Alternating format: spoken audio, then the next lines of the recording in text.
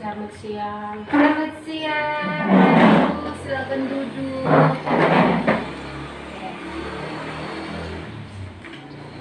Baik, Ibu, perkenalkan saya Bidan Dolphin. Saya tugas di sini. Bagaimana Ibu? Ada yang bisa saya bantu? Ibu saya datang mau periksa karena kaki bengkak. Oh, Ibu punya kaki bengkak ya? Iya. Oke, kalau begitu ini saya ambil data-datanya dulu ya. Ibu punya nama? Hartati. Ibu Hartati. Umur berapa? 36 tahun. Ini kehamilan keberapa? ketiga. Kehamilan ketiga. Kaki bengkak Iya. Baik, mari saya lakukan pemeriksaan dulu. Dari hasil pemeriksaannya, Ibu punya tensi agak tinggi 130/90 mm Hg. Terus nadinya 80 kali per menit. Suhunya batas normal 36,5 derajat Celcius. Pernapasannya 24 kali per menit. Ibu Samin sudah pernah periksa labor ke belum? Belum ya. Oke. Ini suaminya. Iya. Oke. Sudah, jadi dari hasil pemeriksaan tadi hanya Ibu punya tensi yang agak tinggi. Jadi sekarang saya akan memberikan informasi tentang tanda bahaya kehamilan.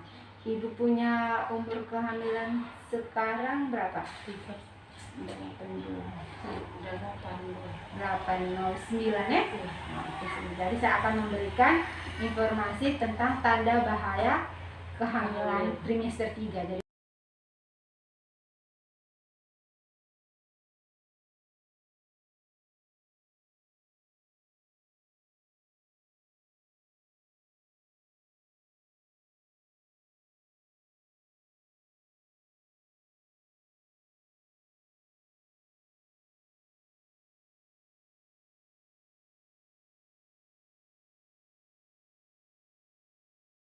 Jadi keluhan tadi apa tadi?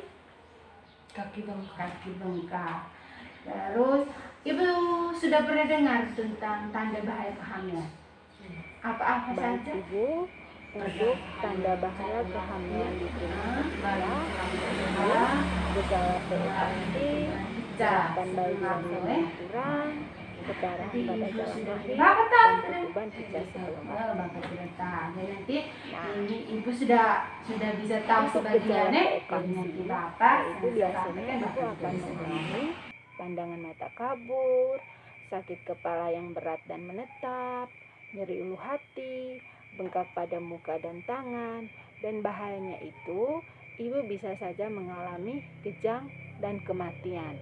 Sedangkan pada bayi juga akan menyebabkan bayi mengalami gawat janin dan juga kematian.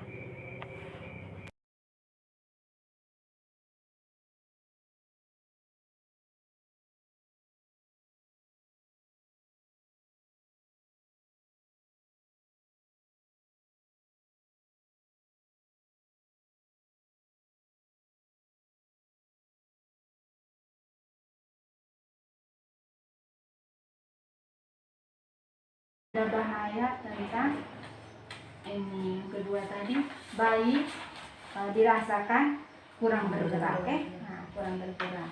Jadi normalnya itu dalam 12 jam itu bayi harus dia bergerak harus berapa kali? Ibu sudah pernah dengar? Dalam 12 jam dia tuh harus bergerak paling kurang tuh 10 kali. Jadi kalau misalnya Ibu pulang ibu harus hitung, ibu dengan Bapak situ. Jadi dari pagi sampai dengan sore atau sampai malam mau tidur tuh dia geraknya berapa kali misalnya geraknya itu harus 10 kali. Misalnya kalau hanya 5 kali atau 4 kali atau bahkan tidak bergerak sama sekali, itu berarti sudah masuk ke tanda bahaya. Jadi itu bisa saja terjadi gawat janin tadi, atau mungkin terjadi kematian bayi dalam kandungan.